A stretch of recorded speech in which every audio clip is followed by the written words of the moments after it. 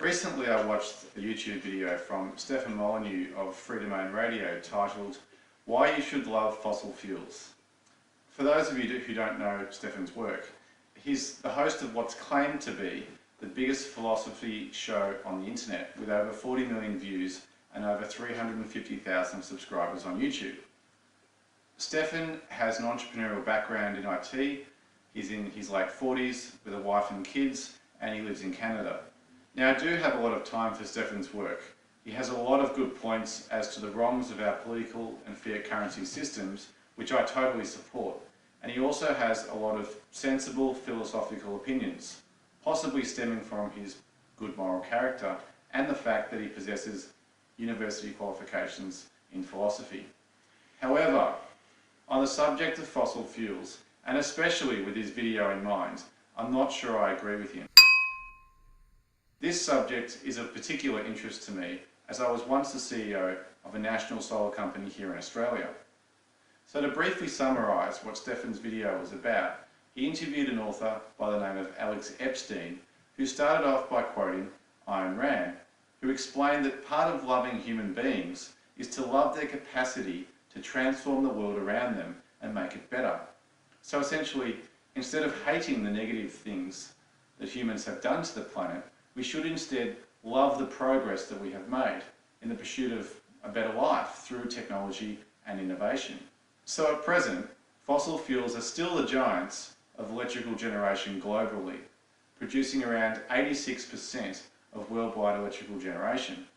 So Alex Epstein went on to saying that so-called green solutions to fossil fuels like solar panels don't directly take into account the bad side of the technology, which is to say that the compounds which go into solar panels require mining of rare earth materials and are very energy intensive and polluting to the planet.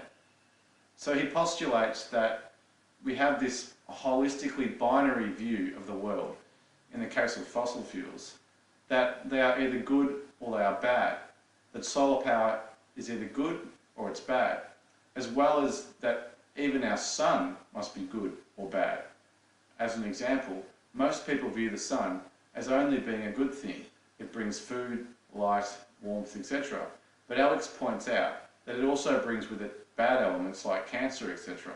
So in the case of fossil fuels, Alex says there is a side effect issue, which is the impact on the climate.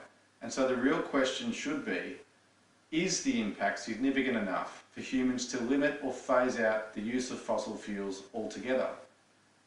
So what got Alex interested in this subject was that he believes the debate has been conducted in an irrational and religious way. After this comment, Stefan, the host of the show, then jumped in and talked about his experience as a child being born in 1966. That when he was a boy, a biologist by the name of Paul Ehrlich came out on the Johnny Carson show saying by the year 2000, the United Kingdom would be simply a small group of impoverished islands inhabited by some 70 million hungry people. Stefan said that watching this deeply impacted him in a negative way, because he felt like humanity was doomed. This was compounded by Enrich saying that the world would run out of oil by the 1980s. Stefan felt this event reduced his quality of happiness as a child and reduced his motivation on participating on things like school tests, because he couldn't see the point if the global doom was only around the corner. So Stefan's gripe with experts like Paul Ehrlich is that, to quote him, "I hate these guys with the passion of 1,000 white-hot suns, not because they care for the environment, but because when they say here are all the imminent catastrophes coming, when they circle back and the event hasn't happened, they don't apologise or explain how they got that prediction wrong after the fact." In the case of Paul Ehrlich, Stefan points out that he's still alive, he's still highly respected, and yet he's been unbelievably wrong with his calculations. And Stefan claims that those incorrect predictions have lowered the quality of life, happiness, opportunity, and enthusiasm and joy for hundreds of millions of people. Now, I agree in principle with both Stefan and Alex that when you get something wrong, you should at least have the decency to come out and state why those predictions went wrong or what processes have changed to minimise the chance of future wrongful predictions. But, and there's a big but, I don't think you should hang someone just because they got the date wrong. The reality is, fossil fuels are finite. They took millions of years to produce, and in the case of oil, we've used half that resource in just 100 years. In that same time, we've seen the global population grow from 1 billion to nearly 7 billion people. Now, the planet can easily sustain 7 billion people after all. If we squashed all us humans together, we would only make up 4 cubic kilometres in volume. Ants, by comparison, make up more collective biomass than people do. But ants don't live in 2-storey houses. They don't burn coal, and they don't drive around in 2-ton cars. Ants live on recent energy from the sun. Humans, at least in developed or developing nations, live on ancient energy from fossil fuels.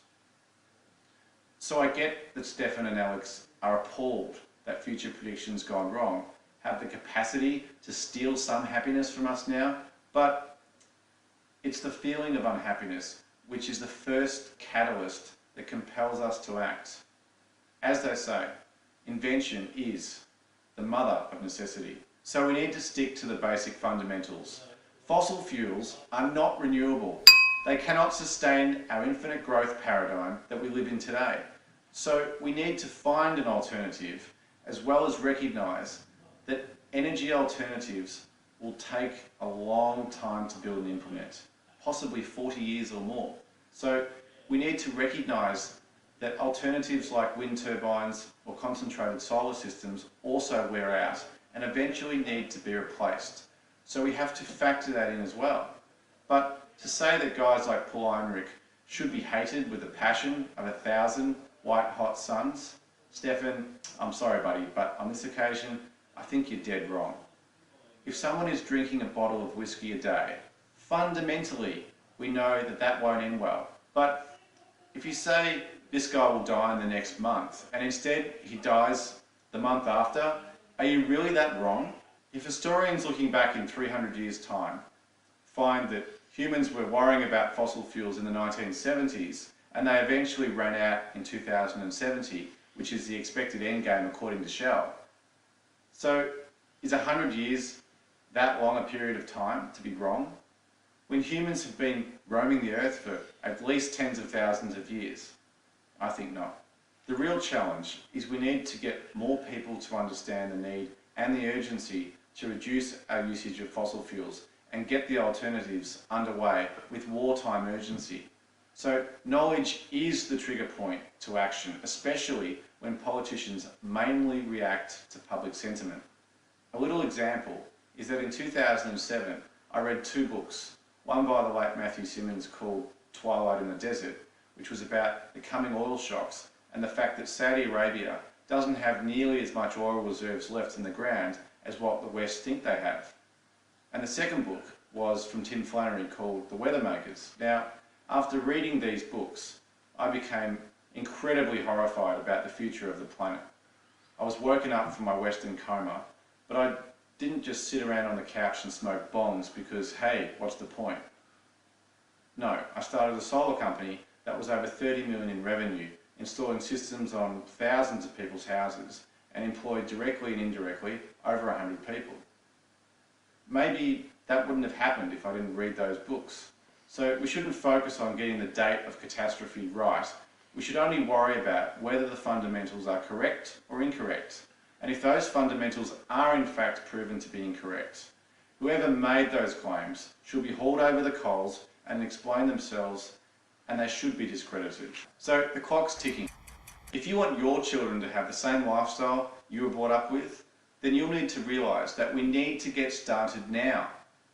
We need to stop channeling money into housing bubbles and instead invest in real production in utility scale renewable energy, which will once again drive jobs and future prosperity for all of us. Thank you for watching this brief video. Remember to give this a thumbs up if you liked it. If you would like to contribute towards this channel, if you're a researcher or have any other skills of interest, feel free to contact me through YouTube or Facebook. I'm Marcus Denning. Thanks for watching.